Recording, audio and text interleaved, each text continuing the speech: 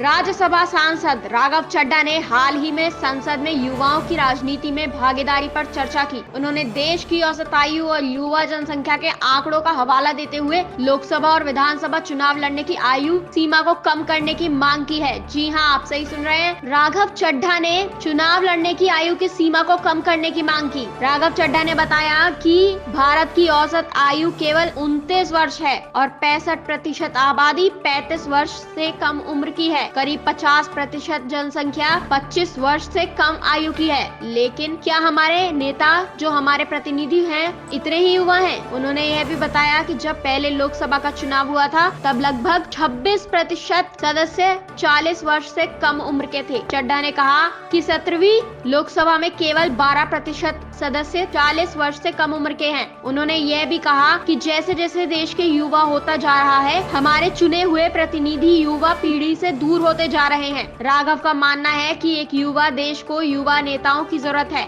और हमें इस दिशा में आगे बढ़ना चाहिए। राघव चड्ढा ने ये भी कहा कि राजनीति को एक नकारात्मक पेशे रूप से देखा जाता है। उन्होंने उल्लेख किया कि जब कोई बच्चा बड़ा होता है तो माता पिता कहते हैं कि बेटा बड़ा होकर डॉक्टर, इंजीनियर, खिलाड़ी या चार्टर्ड अकाउंटेंट बनेगा, लेकिन कोई ये नहीं कहता कि बड़ा होकर हमारा बेटा नेता बनेगा, राजनीति में जाएगा। राघव चड्ढा ने युवाओं को राजनीति में आने के लिए प्रेरित करने की जरूरत पर जोर दिया है और इसके लिए कुछ सुझाव भी दिए हैं। उन्होंने कहा कि हमारे देश में लोकसभा और विधानसभा चुनाव लड़ने की आयु सीमा 25 वर्ष है। मेरी भारत सरकार से मांग है कि इस आयु सीमा को 25 से घटाकर 21 वर्ष किया जाए। राघव चड्ढा का मानना है कि यदि 21 साल का युवा चुनाव लड़ना चाहता है तो उसे यह अधिकार मिलना चाहिए। उन्होंने कहा कि जब 18 साल का युवा वोट देकर सरकार चुन सकता है तो 21 साल की उम्र में वह चुनाव क्यों नहीं लड़ सकता। राघव चड्ढा का यह विचार देश में युवाओं की भागीदारी को बढ़ावा देने के लिए महत्वपूर्ण है। इससे न केवल युवाओं नेताओं की संख्या बढ़ेगी बल्कि नई और युवा